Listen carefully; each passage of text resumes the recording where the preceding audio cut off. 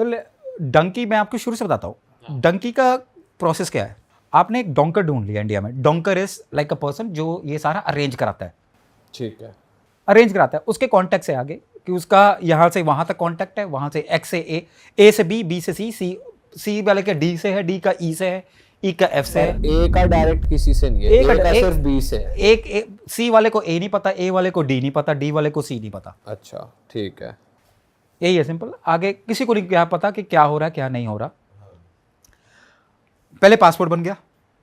अब पासपोर्ट आपका बन गया, जितनी भी डेवलप कंट्री है ना वो आपको कभी वीजा नहीं देगी straight away on a blank passport, until unless you are from a very strong background.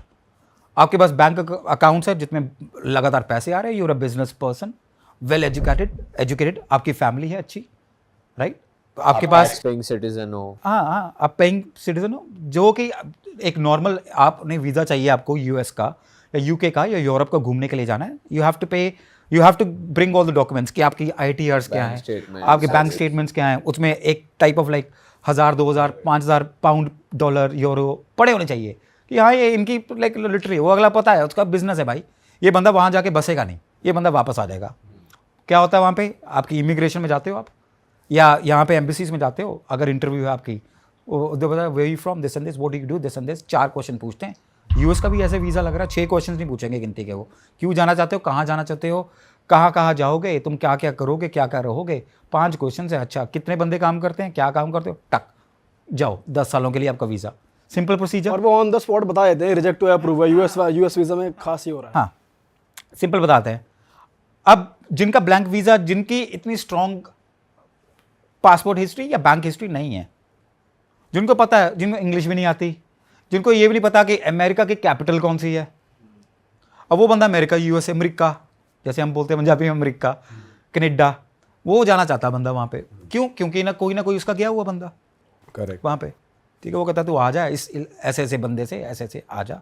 आजकल तो शायद price I think above 30 lakh 1 person. ठीक है, जिसके मैं तो ये बोलता हूँ जिसके पास 30 लाख रुपया है वो चुप करके यहाँ पे इंडिया में बहुत बढ़िया पैसा कमा सकता है। 30 लाख रुपए में बहुत बढ़िया बिजनेस कर सकता है।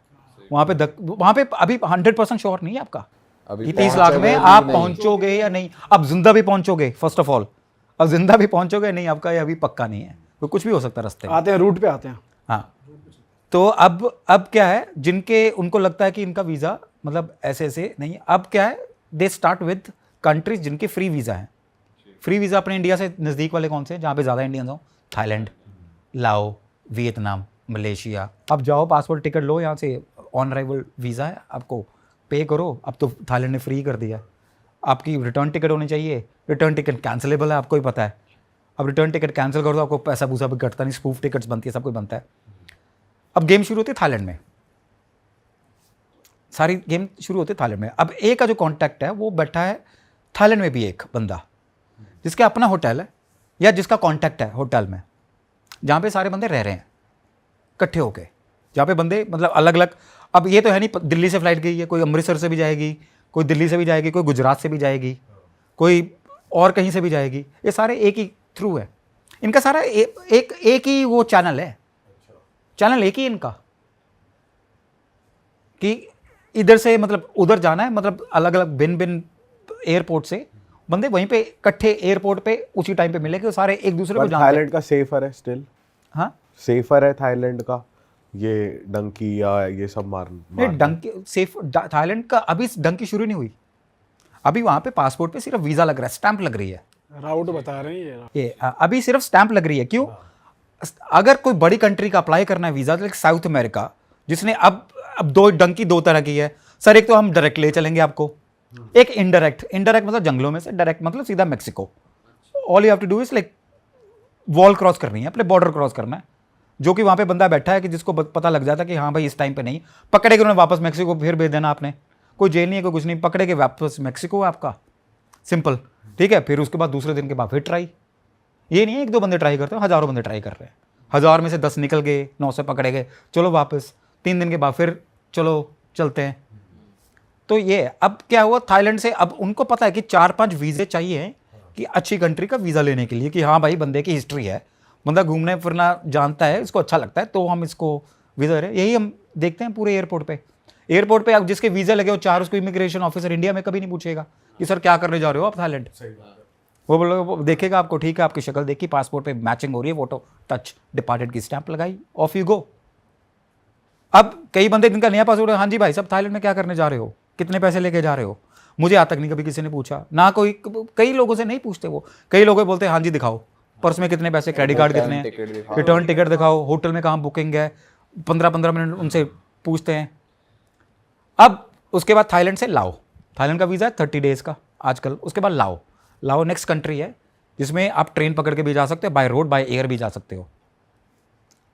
ऑन अराइवल वीज़ा $25 दो, ऑन अराइवल स्टैंप, एक तो पेपर स्टैंप लग गया आपको, स्टिकर स्टैंप।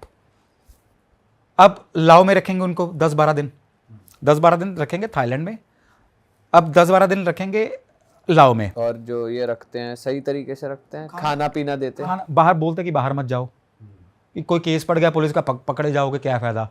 वो बंदा खुद भी जिसने 30 लाख रुपए दिया वो डर होता है, वो बंदा बाहर जाएगा प्रॉब्लम होगी, कोई ना कोई प्रॉब्लम होगी, फंस गए क्या फ़ायदा। क्योंकि कोई 30 लाख लगा के जा रहा है, उसके पास यही नहीं है कि मेरे पास पड़ा है सरप्लस, वो अपना ज़मीन जायदाद बेच के जा रहा है, सिंपल एज दैट। क्योंकि जिसके पास सरप्लस पड़ा होगा वो ये नहीं सोचेगा कि जाके मैं अमेरिका बेचूँ, वो अपनी जो जा रहा है वो ज़मीन जायदाद बेच के ही जा रहा है। अब कनाडा लोग ज़्यादा क्यों जाते हैं, जितने भी स्टूडेंट्स हैं कनाडा लोग क्यों ज़्यादा जाते हैं आपको पता है? हाँ ठीक है, पंजाबी कल्चर है वहाँ पे, ठीक है, हरियाणवी कल्चर है, पंजाबी कल्चर है, जा रहे लोग सारे, बट और क्या तरीका, क्यों वहाँ पे कैश, वहाँ पे अकाउंट्स में पैसा नहीं दिखाना आपको। ऑस्ट्रेलिया में लोग कम क्यों जाते हैं, आपको दिखाना पड़ेगा आपको 5 साल पैसा, 5 साल पुराना पैसा अकाउंट में, कि मेरे पास 10 लाख रुपये 5 साल पुराना पड़ा है, मेरे पास FD है, मेरे पास 20-22 लाख रुपये मेरे पास पक्के का पड़ा हुआ है। हाँ मेरा बच्चा, अगर मैं अपने बच्चे को सेंड कर रहा हूँ ऑस्ट्रेलिया, तो उसके 2 साल का खर्चा मैं निकाल सकता हूँ यहाँ से। कनाडा में ये सिस्टम नहीं है, कनाडा में कैश है, सारा कैश है, कैश फीस पे करनी है, लिमिया पे करनी है आपने, सब कैश है, ज़मीन बेची चलो। अब वहाँ पे काम क्या है सर, कनाडा में काम क्या कर रहे हैं लोग, will come back to that. अब लाओ घूम लिया उन्होंने, अब जो बंदा 3-4 हफ्ते से घूम रहा है वो रोज डोंकर को फ़ोन करेगा, वो डोंकर कभी फ़ोन उठाएगा नहीं। इंडिया से बाहर चला गया तो बंदा फ़ोन, वो हफ्ते में 2 बार फ़ोन बताएगा कि भाई तेरा अभी अरेंज हो रहा है, वीज़ा करवा रहे हैं, अभी यहाँ पे फ़िलहाल रहना पड़ेगा थोड़ी देर ऐसे। अब जब उसको पता लग गया कि हाँ भाई ये सारे इकट्ठे हो गए, अगेंस्ट जा रहे हैं मेरे, आपका वीज़ा आ गया वियतनाम का आगे। अच्छा, अब जिसने डोंकी लगानी उसको ये नहीं पता कि वियतनाम का तो ऑन अराइवल वीज़ा है, उसको तो यही बता रखा कि हमने वीज़ा अप्लाई कर रखा आपका, हफ्ता 2 हफ्ते लगेंगे, अब पैसे भी ले रहा हूँ उनसे कि वीज़ा अप्लाई करना। अब वियतनाम का वीज़ा के ऑनलाइन जाओ, आप अभी जाओ वियतनाम की वेबसाइट पे जाओ, $25 पे करो उनको, लाइक ऑनलाइन, 3 दिन में आपका वीज़ा आ जाएगा। कितने मांग लेते वियतनाम के वीज़ा के? डिपेंड करता है डोंकर पे। अच्छा, कोई 200 भी मांग लेगा, कोई 300 भी मांग लेगा। फिर उसके बाद बोलेंगे अच्छा आपकी टिकटें बुक करा रहे हो, आप अपने घर वालों को बोल दो कि ऐसे इतने पैसे भेज दे हमारे पास। ये पहली सेटिंग होती है, लिखवा चेक चुक लिखत अपने क्या कहते हैं, घर के कागजात, ज़मीन के कागजात, ये सारे डोंकर के पास पड़े हुए हैं, सब इन्वॉल्व होते हैं इसमें। कोई ये नहीं है कि अकेले 1-2 बंदे का किसी को पता नहीं, सब इन्वॉल्व होते हैं इसमें कि हाँ भाई ये सारी इनकी यहाँ पे हमारे पास सारी गिरवी पड़ी हैं चीज़ें। ठीक है, फिर इसके बाद क्या होता है? फिर उसके बाद लाओ वियतनाम ले चलेंगे, वियतनाम से फिर वापस ले जाएंगे थाईलैंड से अगर उनका गलती से, अगर जैसे मलेशिया फ्री वीज़ा है, मलेशिया ले जाएंगे कि भाई टाइम लग रहा है, अभी वहाँ पे बंद हो रखी है एम्बेसी या कुछ हो रखा है, ये हो रखा है। अब ना उनको पता कि 4-5 इन्होंने कंट्रियाँ घुमा दी, 3-4 महीने निकल गए सारे, फिर उसके बाद बोलेंगे आपका जा रहा है एक्वाडोर वीज़ा। अच्छा, एक्वाडोर का वीज़ा फिर फ्री इंडियंस के लिए, पर हाँ एक्वाडोर वाले चेक करते हैं कि भाई ये बंदा करने क्या है यहाँ पे। अब वहाँ पे घुमाएंगे उनको, अगर वो डायरेक्ट है कोई डायरेक्ट भी ले चलेंगे मैक्सिको को किसी में, ये वो सारा। अगर नहीं है फिर वो बेचारा शुरू होगा जंगलों में से सारा। कौन सा जंगल है? सारा ये अहमद पनामा, ये सारा जंगल जो भी आपने जैसे मूवीज़ में देखा है, this are most dangerous places. यहाँ पे ह्यूमन वैल्यू नहीं है बिल्कुल भी। अब मर के किसी ने बॉडी नहीं उठानी, आपको छोड़ देना वहाँ पे। इनफैक्ट कि आपके जितने भी कपड़े हैं, बूट हैं, या आपकी घड़ी है या फ़ोन है, वो ले जाएंगे साथ में कि भाई ये मरा हुआ, इसको क्या चाहिए, उठाओ इसका सामान निकालो।